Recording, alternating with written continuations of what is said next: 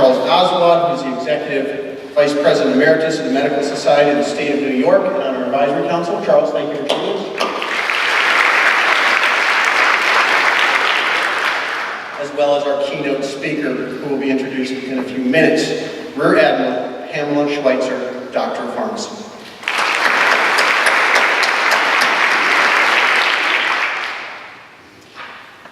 You, students, will be taught by the best professors, by the best staff in the United States. And I make that pledge to you, and I made that pledge to Gloria Meredith when we hired her. And she's done an outstanding job of bringing the best talent possible to the School of Pharmacy and Pharmaceutical Sciences. To do that, to attract those great faculty, the great staff, requires a great place, because they want a great place that they can go to every day. And I think we've done an outstanding job with Gloria's leadership to create an outstanding place in Johnson City, the new School of Pharmacy and Pharmaceutical Sciences building that will have things that most schools of pharmacy don't have, like a sterile lab, state-of-the-art compounding lab, simulation bays, as well as a residential home setting for home care. You may take it for granted after a while, and that's good. That's the way we wanted it to be, as if it's almost natural that you should be trained in the best building with the best equipment in the United States. At the same time, you were at the heart of one of the biggest transformations in the Binghamton area's history. As you probably have heard or listened to or read, Johnson City was a center of a huge amount of industrial activity 2 centuries ago, at the late 1800s, when the Endicott Johnson's shoe factory employed thousands, tens of thousands of workers. That's all gone now. Abandoned, vacant, torn down, buried into the ground. But we remember that legacy, and we are pledging ourselves to rebuild Johnson City. Just as we did downtown Binghamton when we moved our College of Community and Public Affairs there, with 700 students and 50 faculty, transforming downtown Binghamton from what was a dark and dirty and dangerous urban city in the Northeast, undergoing the Rust Belt phenomenon that many cities had, to what now is considered one of the best college towns in America. But Johnson City, even smaller in footprint than downtown Binghamton, will have over 1,000 students in just a few years when we move our School of Nursing, as well as the School of Pharmacy there, and over 200 faculty and staff. The impact will be twice as big on an area that's half the size. It will be transformative, and you will see the next 4 years of it. We've invested over $100 million in Johnson City, provided by the state of New York, certainly with the assistance of Governor Cuomo, Senator Akshar, Senator Libous, and Assemblywoman Lombardo. We have a lot to be grateful for them. But at the same time, over $120 million of private development funds have been invested in Johnson City to make it not just a recovering industrial site, but also a vibrant college town of the future. And anticipating in the next several years, industrial partnerships that will bring pharmaceutical companies into the Johnson City area. Your education is going to be different as well. As you have learned through when you were being recruited, the educational process through our pharmacy program will emphasize research. And many of you will be working at teaching hospitals after you graduate, or in research laboratories, or in industrial research laboratories. And many of you will be working in retail. However, you will also be trained in state-of-the-art robotics systems used in pharmaceutical production facilities. Our goal, and our goal as a university, but our goal as a School of Pharmacy, Pharmaceutical Science, is to have great patient outcomes, lower cost of healthcare, and create new breakthroughs that will save lives for our future citizens. So congratulations, School of Pharmacy and Pharmaceutical Sciences new students. Good luck on your journey.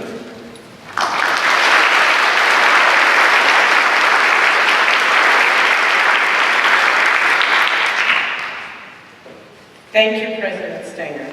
I now want to introduce Dr. Charles Laswell, who will welcome you on behalf of the Dean's Advisory Council. Dr. Oswald is the Executive Vice President Emeritus of the Medical Society of New York. But more importantly, he's a very strong supporter of his school. And he is a Binghamton University graduate. Dr. Oswald.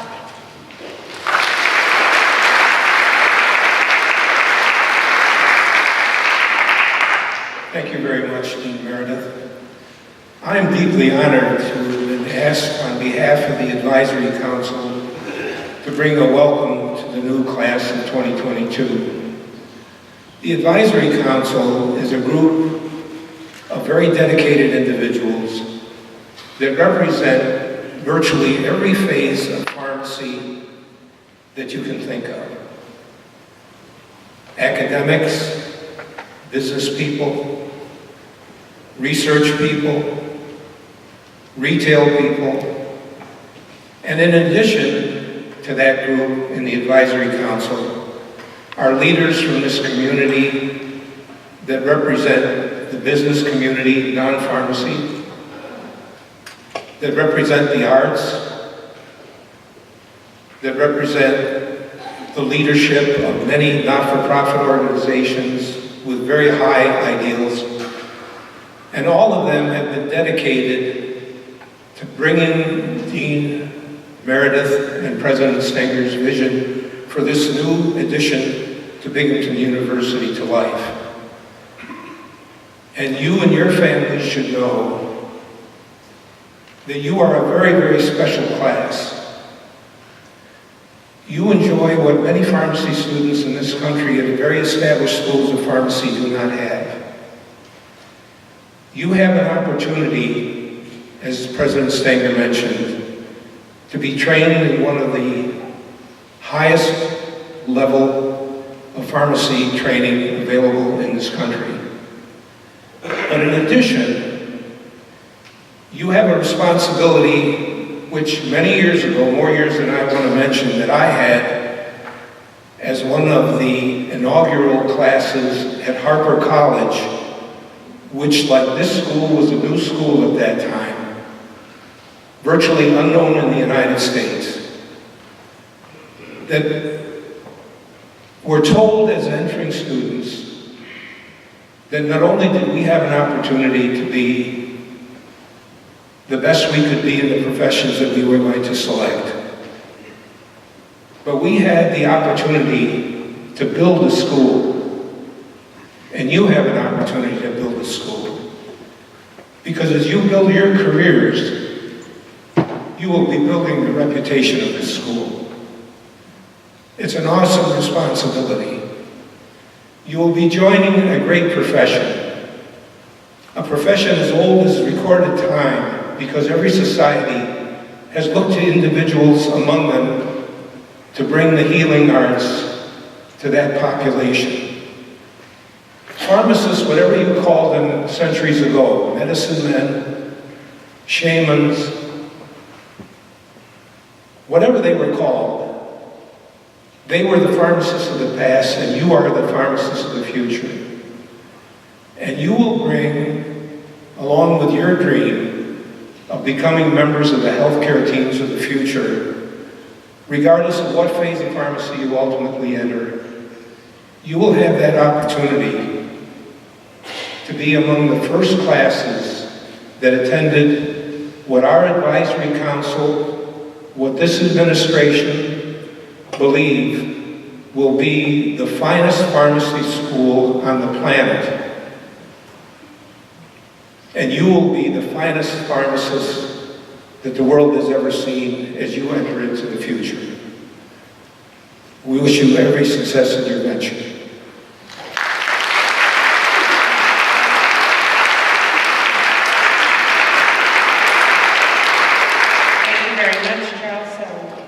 For those words of welcome. So at this time, I would like to recognize our donors who, through their generosity, made this ceremony possible. We're very pleased to recognize Innovation Associates, Dr. John Darcy, CVS, Walgreens, and Naima Krajian, all of whom gave generous donations make this possible today. So it's my pleasure to introduce our keynote speaker, Rear Admiral Pamela Schweitzer. She's the Chief Professional Officer of Pharmacy in the nation and for the United States Public Health Service. She is also the Assistant Surgeon General and has oversight of the Public Health Service pharmacy programs and professional affairs for the Office of the Surgeon General and the Department of Health and Human Services. She is the first woman in the nation's history to hold this post. She has her PharmD from the University of California, San Francisco, and completed her residency at the University of California, Irvine Medical Center. She's held many positions of prominence over the years in the Indian Health Service, the Veterans Administration, and currently with the Centers for Medicare and Medicaid Services. She has received accolades for her many accomplishments, as well as numerous awards, including the coveted American Pharmacists Association Distinguished Federal Pharmacist Award. Please join me in welcoming Rear Admiral Schweitzer to speak to you today.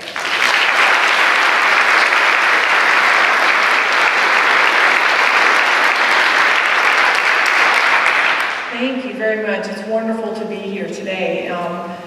President Stinger, the faculty, all the families, students, Dean Meredith, it's really, really a pleasure for me to be here. I actually came in yesterday, and before I get started on my comments, I had the honor of being able to get a tour of the new school, and it is so awesome.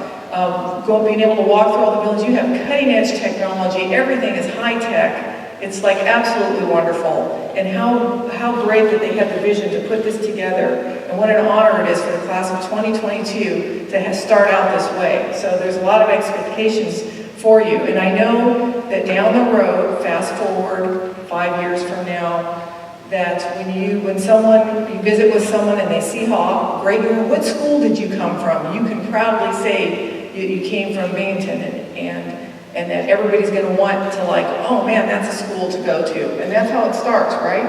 It starts that way. So it's an honor for me to be able to be here because this is really a key day for all of you.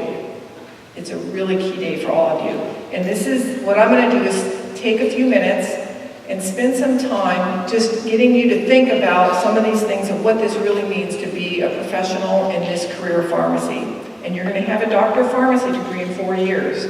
So I'll give you some thoughts. And what Dean Meredith didn't say is that I do a lot of hiking and I'm outdoors a lot. And one of the reasons why I go do that is because my cell phone doesn't work. I'm not plugged into anything. And then it gives me time for me to think about things. So I have a lot of time to think about just life. I have a lot of time to think about just what makes things tick, and I process all of that. So what I'm doing is I'm sharing with you tidbits of this information that I've thought a lot about, and I'm hoping that it resonates with you and that you can take it to heart as you continue in your career, because it was meaningful to me, and I'll tell you the little stories that go along with it, so hopefully it's meaningful to you. You're starting the journey today, and it's not only learning and gaining knowledge, but learning what it means to be a professional. And that's what the white coat is all about. And before I started in my current position, and this is for all the families here too, before I started in my current position, my husband, he gave me a copy of this book, the Dr. Seuss book. It's Oh, the Places You'll Go. Have you heard that book? You haven't? Well, I hadn't seen it. I must have missed it when I was a kid. Anyway, I thought it was kind of weird. Why is he giving me this kid's book? But inside, he had written this note, and it was touching. And I still keep it, I look at that, and it was a note of support, encouragement, and confidence that I'm going to be the best professional. He had so much to support for me in my career and the difference that I was going to make, not only in the world of pharmacy, but just in healthcare. He just believed in me way back then. And it meant a lot to me then. And I know right now, for all the families that are here, you're thinking that right now in your family too. Your family's believing you that strongly. And they're proud of your accomplishments and they're proud of what you're going to be doing. So if I'm remembering correctly, I'm looking at the faculty here, do they learn like about over-the-counter medications at all this first year, first semester? Okay, so this is for the families. For the first semester, what's going to end up happening, you're going to be so proud. If you're providing any support, you're going to see some benefits from this at the holidays. So what will happen is they're going to learn. It's like one of the most fun things, and it makes you feel so proud to be a pharmacy student. When you come home and what you do, and this is for the families, you need to ask them questions about drugs. Go to the drugstore, go to the pharmacy, and go in the OTC section, and they can tell you about how every drug works. So that is so neat because they can help you go pick out. You know how like right now you go and which one do I select? They're going to be able to help you do that selection. So that's how you can help them, is challenge them and have them give you an answer. They're going to be real good at this. And the instructors, professors, keep in mind that the parents are going to be asking them. So anyway, so today represents a significant milestone in your professional life, and you're going to notice that not only today, but anytime you put that white coat on, it's going to inspire confidence and trust among patients. So think about it. When you see somebody in the white coat, what do you think about that person? And now they're going to be thinking that about you. You wear the coat, when you put it on, you're going to stand straighter, you're going to walk different. And when people look at you, they assume you have those attributes that go along with being a healthcare professional. And it's even for me, when I put on the uniform, I'm a different person versus if I was in my jeans or a t-shirt. I don't put my feet up on the table. I don't jaywalk. You act different when you're in the white coat. You're going to act different when you're in the white coat. It represents an important step in the quest to inspire attitudes of humanism and professionalism. Humanism, it's about having a respectful and compassionate relationship between you, the pharmacist, your patients, and other members of the healthcare team. It reflects attitudes and behaviors that are sensitive to the values and the cultural and ethnic background of others. So becoming a professional means that you've committed yourself to excellence and you've accepted that responsibility to learn, grow, and mature. And professionalism can't be taught. It's nurtured over time. So it's how you treat people, too. It's how you treat people. It's about being respectful. It's about being genuine. It's about being humble and realizing you don't know everything. And professionalism is like trust, and it's something you earn from your patients and your peers. So if this sounds like, yeah. And I'm just saying because I remember I heard the same thing. Yeah, I know all that. What ends up happening is you actually learn your whole career. You learn about all this. And you get experiences and you go, oh, now I know what they're talking about. Now I know what this means. And I'm going to tell you what here, and I probably should tell you, I'm going to take a little halt here a little bit before I go on and tell another story and tell those of you in the audience a little bit about the Public Health Service. So I'm here, I'm in uniform, and you probably go, well, who is she? They let me know in the introduction. But I'll just tell you a little bit more about what we do and about what public health is. And this is why it ended up being, I started out as a student wanting to learn just like you're going to be doing all this, and something inside, there's a passion inside that takes you down a different path. And all of you are going to have that passion somewhere along the way. You're going to see something and it's going to resonate with you and you're going to go down that path. So I decided I'd take a few minutes and just share a little bit with you about their service and what we do. So there's 6,700 officers throughout the United States. We all are under the Surgeon General. As was mentioned, I'm over the pharmacy, all the pharmacy discipline. There's about 1,300 of us, and we're spread out in several different agencies, not only the Department of Health and Human Services, but departments like the Bureau of Prisons and the Coast Guard. We even have officers that are in the National Park Service. So anywhere where there's public health, we have officers. And it's not only pharmacy, we have physicians, nurses, dentists, we have veterinarians, we have sanitarians, dietitians, so anything that's involved with public health. So now what's public health mean? And what I'm going to do is share a story with you, and it's from my good friend, it's Dr. Rishi Manchanda, and he's a physician, and it's a story he told, and I think it just tells it really well, and it's easy to remember this. So this is a story about 3 friends. They come down to the river, they're going to have lunch. So they sit down, they put everything out, and all of a sudden, friend number 1 notices, hey, there's someone drowning. I am the best swimmer. I goes, I'm the best swimmer, I'll go save him. So he went in, jumped in the river, and saved the person. All of a sudden, here comes another one. He went and got another one. So he jumped in again, the river again. He was bringing them all in. And all of a sudden, they noticed all these people coming down the stream. Friend number 2 said, I got a better way. There's a raft over here. I'm going to go pull more people. There's too many people coming down the stream. So what happened is after a while, they keep on coming down the stream. They're getting tired. You know, it's like, you can't do this forever. I didn't get a chance to finish my food that we came down here for. I can't go on. We need more help. Where is more help? So the second one was bringing more people on this raft, bringing them off out of the river. Then they go, well, where's the third friend? They should be helping. The third friend had gone upstream, way upstream, and said, I'm figuring out why people are falling in the river. That's what public health is about. Public health is about like solving that problem.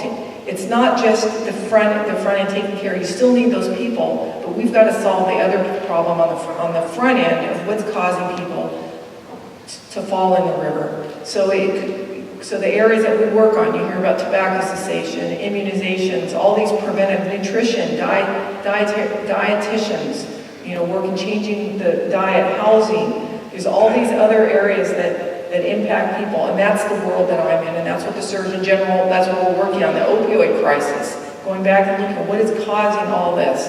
So we can spend a lot of time on the treatment, and we're, the public health service, we're trying to be on the other end, solving the reason for that.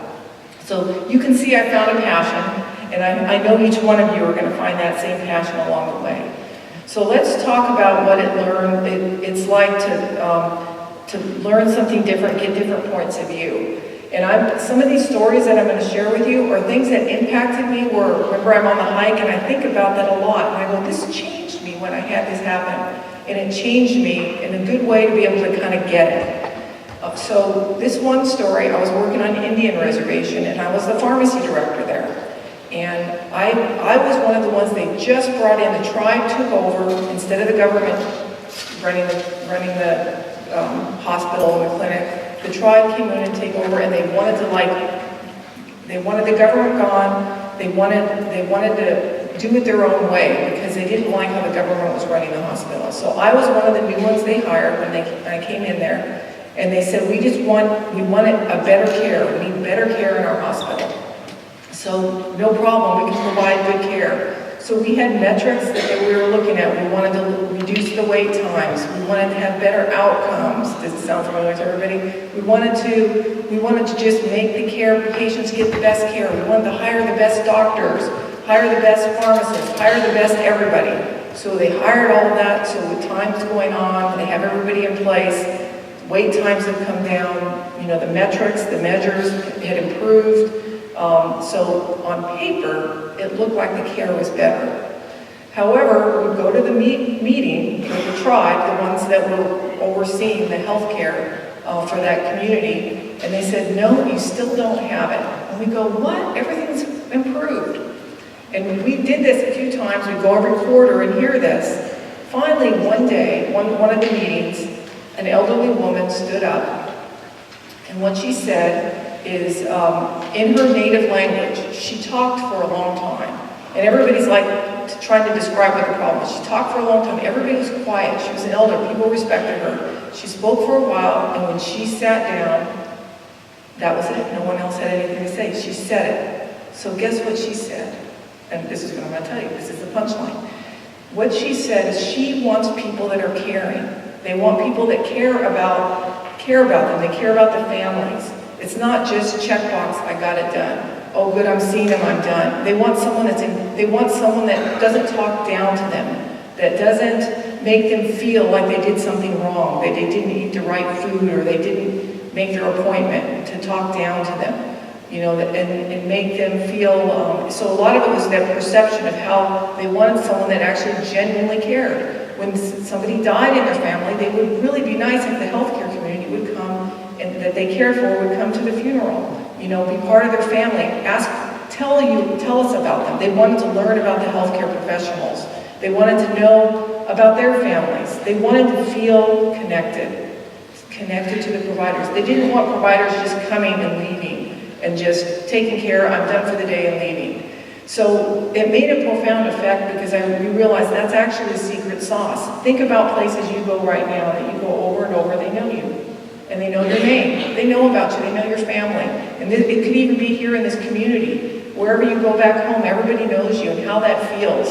So it's going to take a class like you, the best class ever, 2022, here at Binghamton, that's going to actually change this. And you'll notice it makes a world of difference when you know it. And it's very satisfying for both the patients, their families, and you, the healthcare professionals.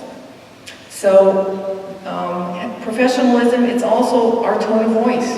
It's a body language. People pick up on that. One of the things that happened, I remember working in a pharmacy, and we were really busy, 1,000 prescriptions a day. So those of you that work there, it's like hustle, bustle, busy. And we were supposed to counsel everybody for new prescriptions. Well, sometimes when you're busy, it's easy to take shortcuts. What I learned, and I watch it, it was very interesting. We had counseling rooms, but when we're so busy, we don't have time to counsel. So here's and I'll just give you an example of what the body language and what that means, the body language and my voice. If you go up to the patient and they see you're busy, they see you're kind of moving quicker, and you say, anyway, here's your you have too many medicines, do you have any questions? And I can say it that nice, they see I'm busy. Do you think they're going to say, yes, I have a question? They're going to say, no, I'm good, I got it. But if I take them into a room where there's not that, they don't see behind me how busy everything is, and how are you doing today? Let's go over, you have a new medicine. Do you think they're going to have questions when it's not a line with people all around? 100% of the time, they have questions. So I just wanted to let you know that. I did this lots of times. And what happens, I realize that's not the right way to be. So what we need to do when we are busy is we need to make sure that these people with specific, that are complicated regimens, or we think they might have a problem, we need to take them into the room because they do have questions. And look at all the patients afterwards that they go home and I hear people on buses and traveling talking about their medicines, and they try to figure it out with their friends and everything at work. So I just wanted to let you know that, yeah, that's great, you counsel them, we can check that box, but that's not what being a healthcare professional is about. So you want to be someone that's easy to work with too. You want someone that everybody wants you on their team. And you play a key role on the team, and you want to be someone that everybody is well respected by everybody. So you learn how to do that. You learn how they're going to ask you a question, and you won't know the answer. And you don't have to fake it or say an answer that you can just think because you're nervous. You can always, I do this all the time. You can always say, well, I'm pretty sure it's this, but let me go check and find out for sure. And then you get back to them right away. And they feel confident to know that you have checked and that answer you give them is accurate. So how are you going to get all this? How are you going to learn all this professionalism? And I'll tell you what, the answer is right here in this room. You're going to learn from this awesome faculty that you have. They're going to help cultivate professionalism. They're going to help guide you. They're going to develop your professional values. And you're going to learn how to have compassionate health and be compassionate health and professionals. So back to Dr. Seuss. In that book, it says, you have brains in your head, you have feet in your shoes, you can steer yourself any direction you choose. So throughout your career, you're going to have this infinite number of opportunities to demonstrate professionalism. I'll just give you another example that I had early on. It was, I was a student at the time, and what ended up happening was people would come in and they would need a medicine, and you look it up and you realize this is in the retail setting or a hospital setting, or hospital outpatient pharmacy setting, and you look and you see what's covered and you realize they may not have a drug that's covered or it requires a prior authorization or something like that that they can't get it that day. And so I had this family come in, and it was a Hispanic male. He didn't speak very good English. His family was there, his wife was there, his children were there, and they all came up and they handed me the prescriptions, and I saw this one was like a medicine that we were going to have to get a prior authorization for. And I was going to explain that to them that, you know, there's this process it has to go through, and then I realized they weren't going to understand this. And so what I just said, you know what, I have to take care of some stuff, can you come back tomorrow? So I went out of my way to go jump through a lot of hoops to make sure that he can get that medicine the next day. So did I have to do that, or could I just put it in the pile? And part of it was because I knew it was very complicated. And so early on in my career, I spent a large part of my career figuring out how to wiggle through the medical system. And all of you, that's a skill that you need to learn, not only for yourself and for patients, but your families too. I feel that's like one of the most important things is learning how to get through the system. It's complicated, and then some of you that have energy help fix the system. So anyway, another example, this is on rounds, I'm giving this because this is going to show your value. I know the physicians in the group are going to appreciate this. I was doing rounds, and when you're going on rounds, you're with other medical students, and there are any other disciplines, there might be other students that are with you going on the rounds, and this particular time it was an infectious disease rounds, and as we were going around, and I think we were talking about lots of people on rounds, going on rounds, the attending physician, who was always scary, they would ask the medical students questions. What's this? They'd ask them questions, and the medical students, you're all, getting nervous and answering their answers, but they were asking the medical students questions about drugs. And of course, we, standing up tall with our white coats, we're very confident because we know the answers, but we're letting the medical students answer. Well, they were, the attending, this particular time, the attending was giving them such a hard time afterwards for not knowing it. So afterwards, we went up to the medical students, hey, we know what they're going to ask you. Let's get together before we go on rounds, and we'll teach you everything you know so you look good in front of your attending. So we started doing that. Do you think those medical students love pharmacists? Yes, they do. Of course they do. So anyway, it's about being a team. It's about working together. So it's not about who's going to show somebody up. So that's professionalism. So being a professional means performing to the best of your ability and not taking shortcuts, as I already mentioned, even if everyone else is doing it. So there's a lot of steps and processes to manage a patient, and you want to be the one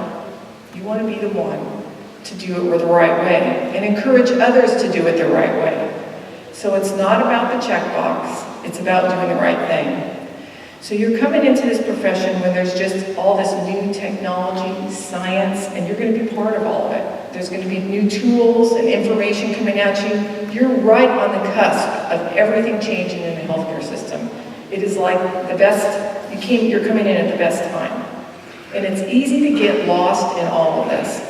So it's important never to focus on why you're doing it. It's about the mission. I've had that grilled into me since I first came out of school. It's about the mission. You have to be stepping back and looking at the big picture of why all this is going on. And make sure you focus, that you always bring up the patient. You should be the one to always, what about the patient? Where I am right now, we have lots of discussions about policy, and I'm the one that always says, well, how is this going to impact the patients? I'm always the one, they can guarantee I'm always going to bring that up. So they start now, they look at me because they know I'm going to bring it up. Learning to give your full attention and listen to patients and have compassion is really important. And appreciate and understand their personal and cultural point of view. So learning to effectively communicate with patients and colleagues will take you a long way to connect with them. And don't underestimate just the value of having to have common sense and to learn how to apply all this information. So being a professional is doing more than expected. It's not about a time clock. You're part of a healthcare team. So when the team stays, you stay. And it's about, I've had this privilege of working underneath our Surgeon General. The current Surgeon General is Dr. Jerome Adams, wonderful man. And we're always working on initiatives right now and behaviors to be a healthier nation. And one of our big focus is partnerships. So these relationships that you develop over time and working together partners, there's no way we can do it together. The healthcare system can't. It has to be, we're partners with the community, so you're going to have opportunities to get involved in your community, and I strongly recommend that. You're going to be in a position to be able to influence. You're a professional, and they will expect you probably to be involved in your community. The other thing is building the foundation of knowledge. You're going to learn all these different topics in school, and I have a cute story to tell you. This is when I was in school. You're going to get exposed. I've met your faculty. You have top-notch faculty, and you're going to be learning all these different topics. And no more do you say, I'm never going to use that again. Remember all in undergrad, you take a class and you think, I'm never using that again. I will tell you, it's come back. There isn't any class that I took in school that I've gone back now and it applies now, because you don't know where you're going to go. You don't know this path. There's a whole direction that you're going right now, and you're going to probably use everything. You just don't see it right now. And we talked a little bit about this yesterday. But back when I graduated from school, so I was a little bit of a smarty pants, and what I did is I went back after I graduated about a year afterwards, and I went and I said, I told my school, we learned all this stuff. It was really great, but you weren't teaching us, like, there's more current information. You need to update your curriculum. So that's what I went back and said. And so they came back to me and they said, so Pam, did you learn the new material then? Oh yeah, I learned it. They just started laughing because that was the point of all this. They're teaching you how to learn all this. It's going to be constantly changing. This whole profession, just all of the drugs that are being used, everything's changing. The skills that you learn, it's really this journey that you learn, so that's why you want to learn everything that you can. Everything you can and get it down well, because it will, 10 years from now, 15 years, it's going to come back and you'll have had it ingrained into you. So today, as you put on the white coat, remember what it stands for: a sense of duty and selflessly serving the needs of the patient.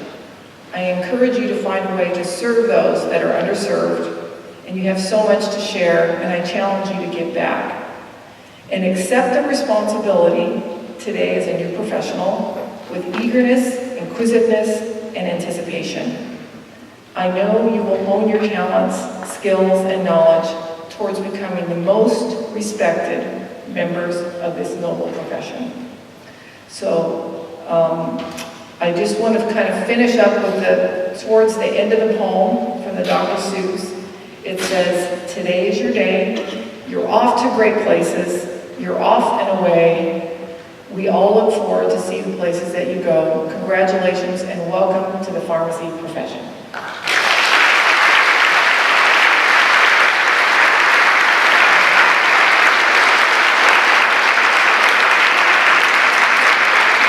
Thank you very much, Laura. That was excellent. I'm turning it over to Dr. Ward, our Assistant Dean for Student Care. Thank you, Rear Admiral Schweitzer. White coat ceremonies have been used by schools of pharmacy and medicine as an outward sign of an inward and personal commitment to the profession. As our students walk across the stage, they will receive their coats and take the first steps of a lifelong commitment to the pharmacy profession. I will introduce each student by name, and each student will proceed to the center of the stage to be coated by the following faculty members: Dr. Wesley Kufel, Dr. Bennett Dowdy, Dr. Emily Lapine, and Dr. Amanda Logan. Guests, you're welcome to take pictures as your students walk across the stage. I ask you to be aware that the students need to get back to their seats, so please don't block any of the rows. Students, please stay seated until your row is called. With the first row, please line up in order of which you've been seated through the door to your right.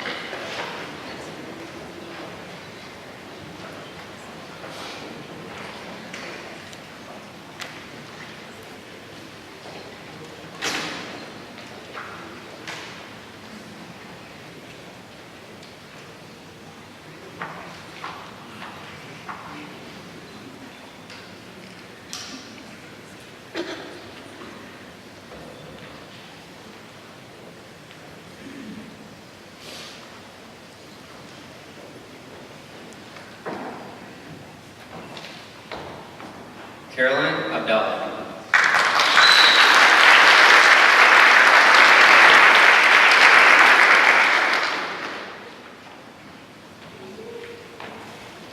Joy Adedeji.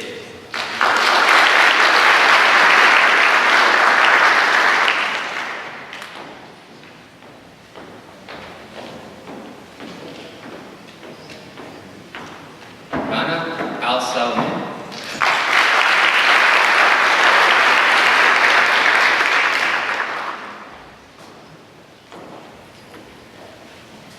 Brianne Artizu.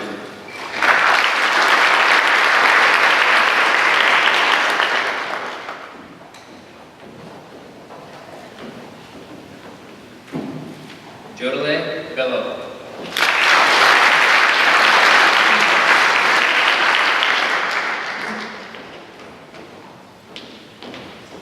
Helen Chen.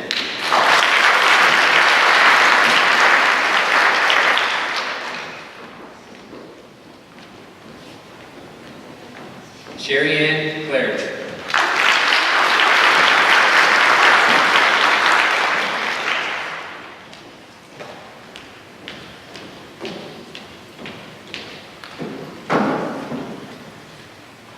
Giomar Kandori.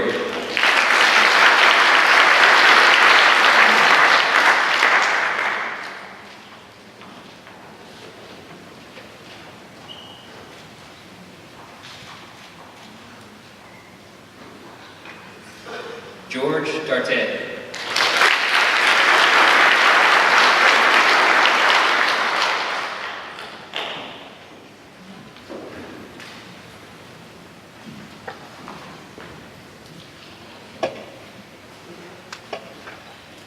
John Doro.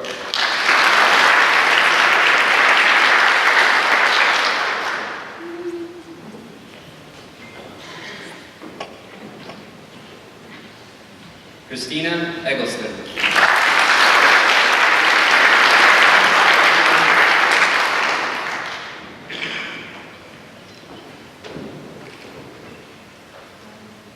Emeka Inogwe.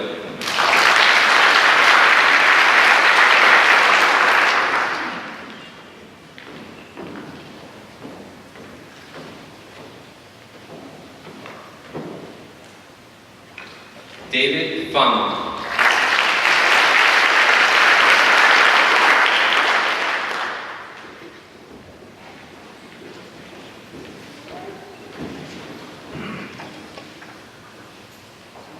James Felice.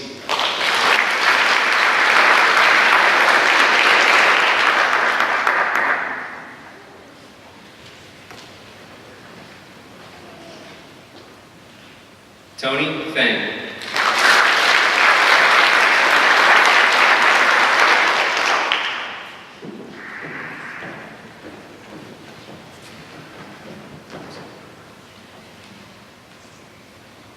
Marissa Ferber.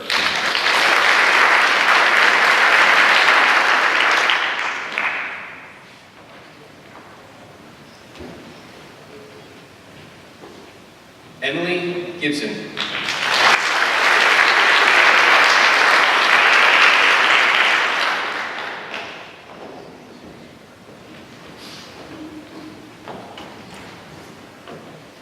Vittori Jenka.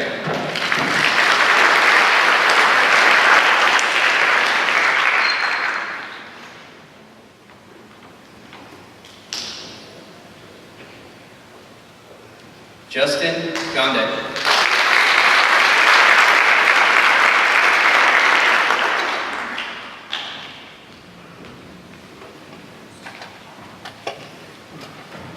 Shakira Green.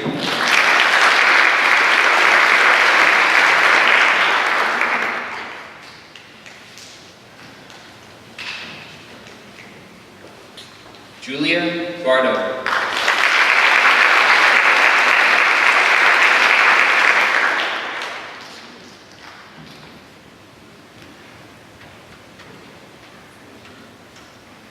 Kyrillos Gurkis.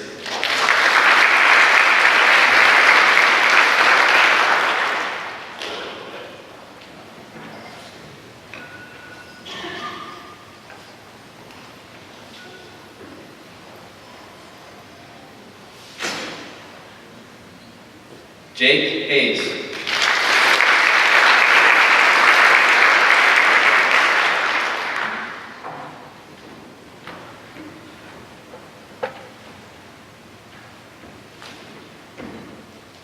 Laura Heinrich.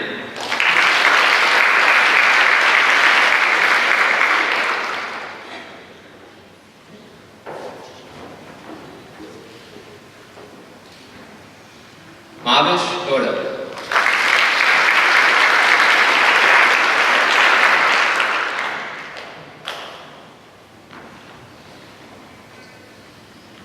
Anthony Hopkins.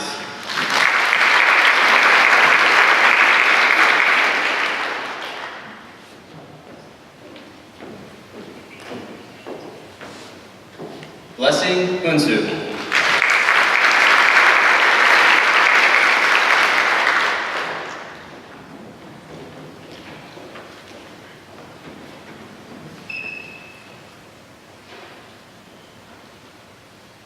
Nicole Inc.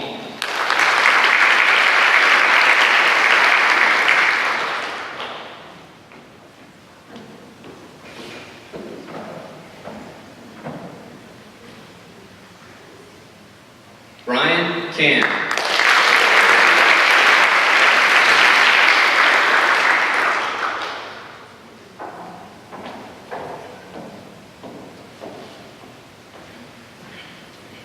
Rachel Karasek.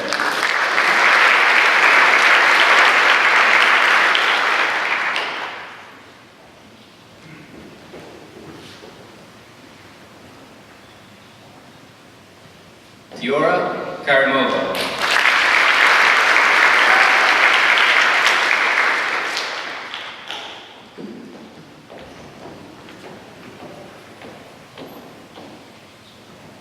Larib Khan.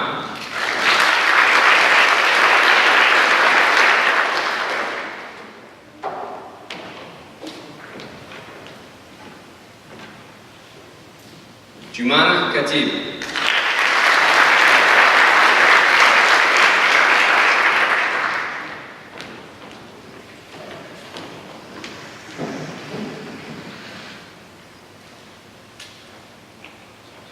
Diana Kakowski.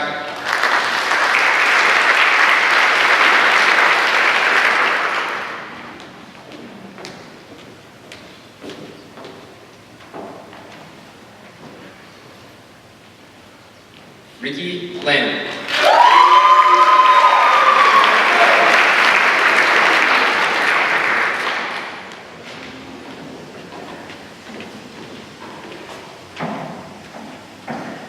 Adrian Langen.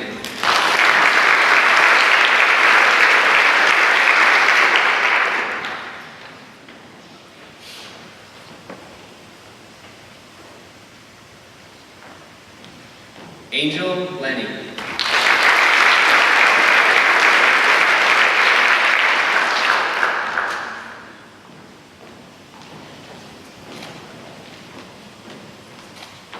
Paul Lee.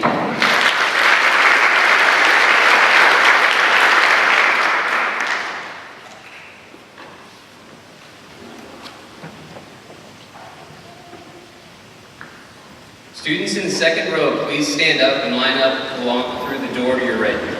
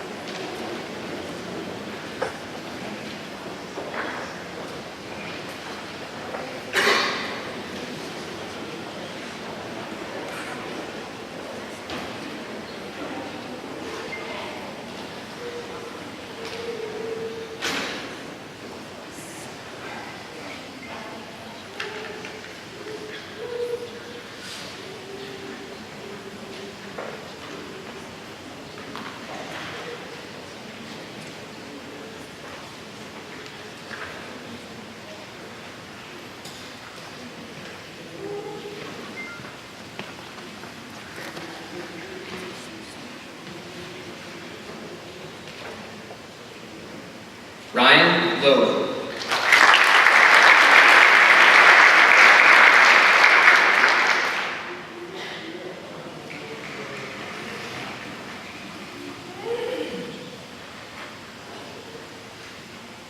J.P. Marr.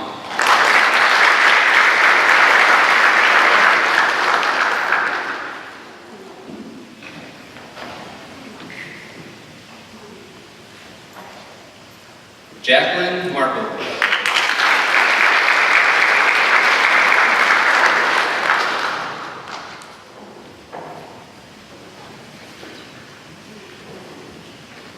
Shannon McGowan.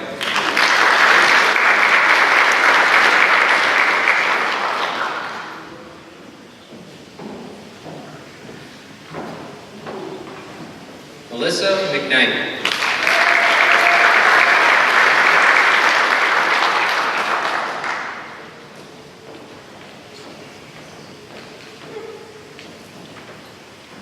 Anna Mehta.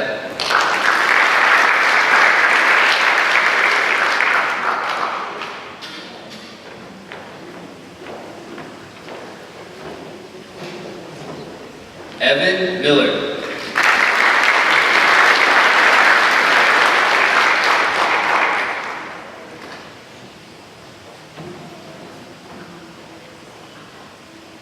Kevin Miller.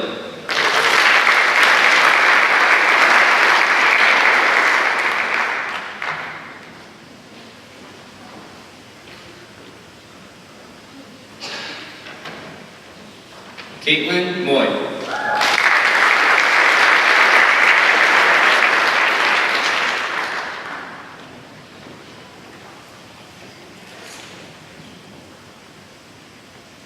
Kimora Nabieva.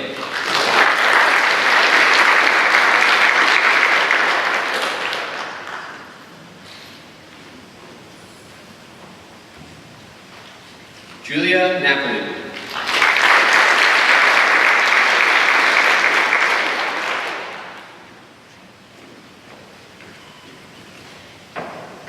Chinedum Obiora.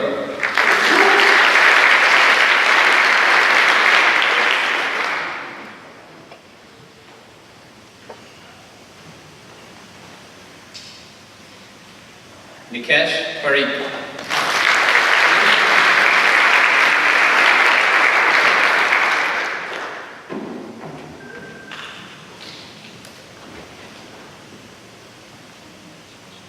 Julia Patterson.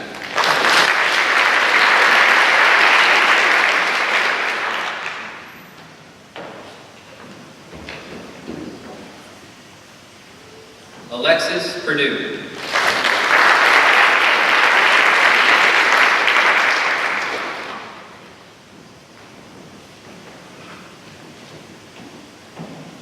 Sue Few.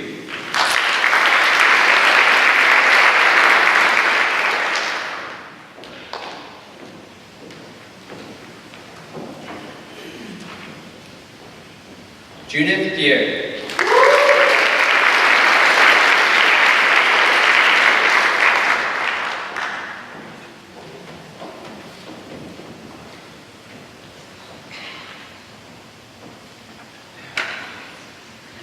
Carlenes Quesada Sanchez.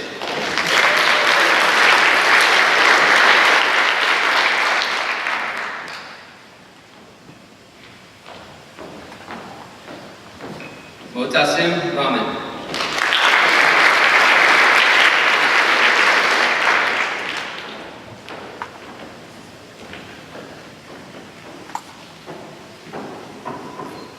Mohammed Raja.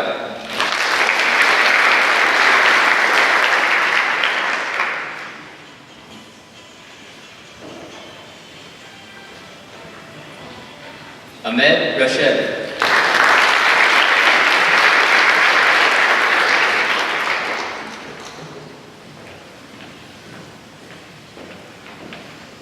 Courtney Red.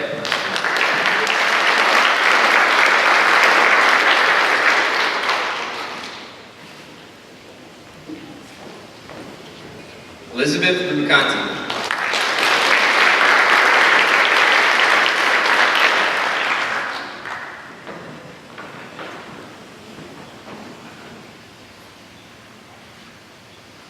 Rivka Senroy.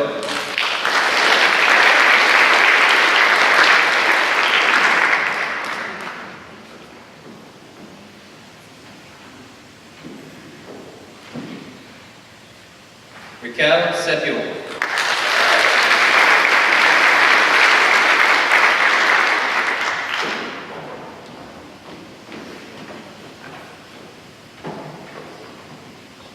Farida Sharif.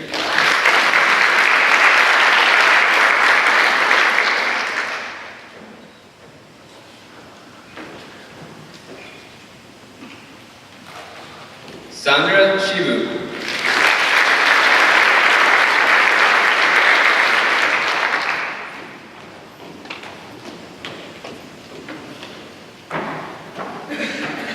Corinne Stahura.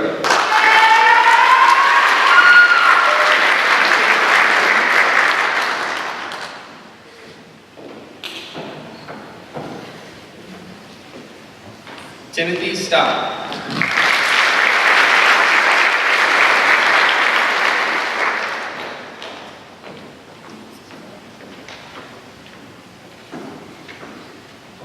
James Summers.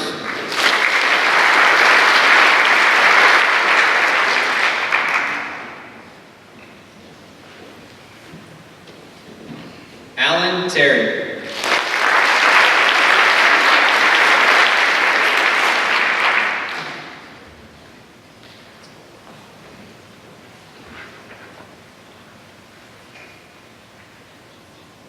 Teswin Thengchen.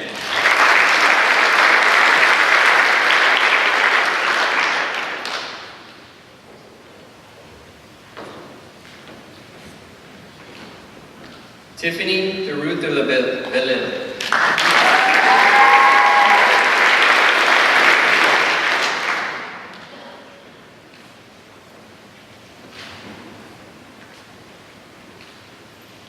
Katerina Tavinsky.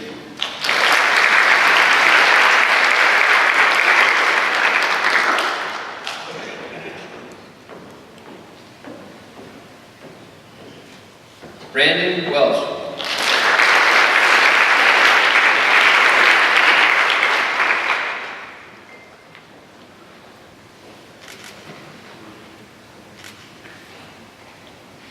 Peyton Wallison.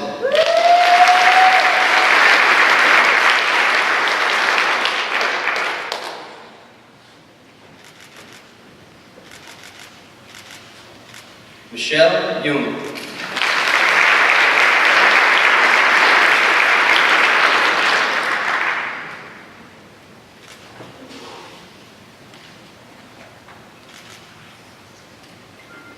Benjamin Yoon.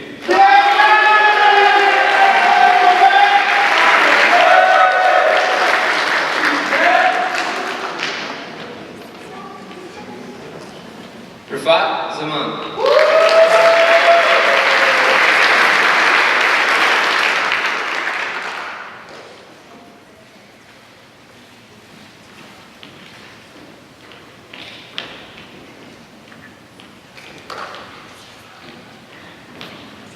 Everyone, give a round of applause for our class.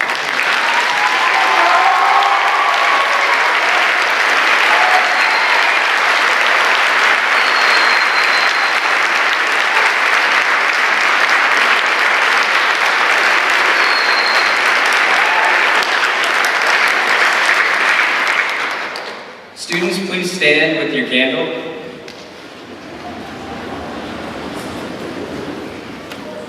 Part of your commitment to pharmacy is becoming a lifelong learner, as has been outlined today. The passing of the light of knowledge symbolizes that very real exchange of knowledge between you, your mentors, faculty members, and colleagues. You all hold in your hand an unlit candle.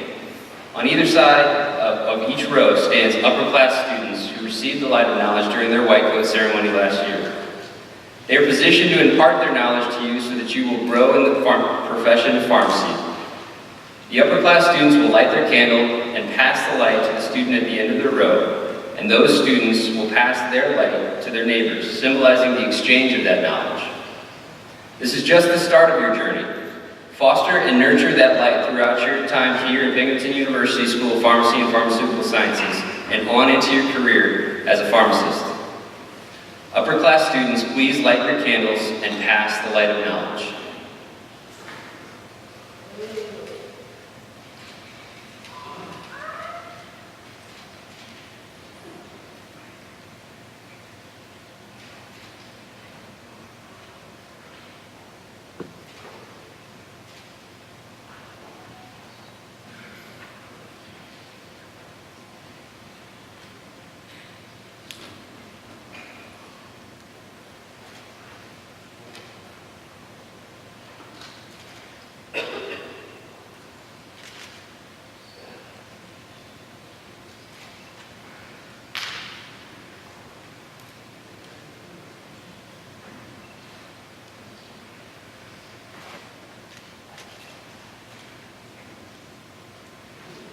Students, please remain standing as I call on Dr. Gail Radinger to lead you in the pharmacy oath.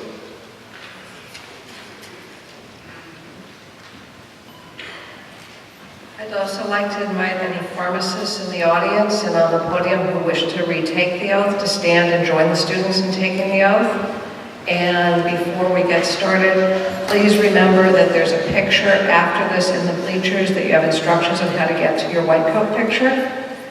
All right, so I'd like to ask you to repeat after me for the oath of the pharmacist. At this time, I vow to devote my professional life to the service of all humankind through the profession of pharmacy. I will consider the welfare of humanity and relief of human suffering my primary concerns. I will apply my knowledge, experiences, and skills to the best of my ability to assure optimal drug therapy outcomes for the patients I serve. I will keep abreast of developments and maintain professional competency in my profession of pharmacy. I will maintain the highest principles of moral, ethical, and legal conduct. I will embrace and advocate change in the profession of pharmacy that improves patient care. I take these vows voluntarily with the full realization of the responsibility with which I am entrusted by the public. Thank you very much.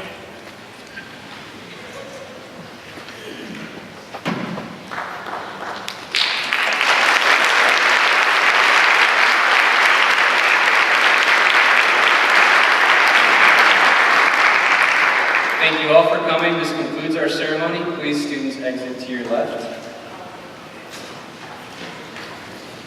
Any faculty members and advisory board members that want to join the students in the class picture, please go to the risers.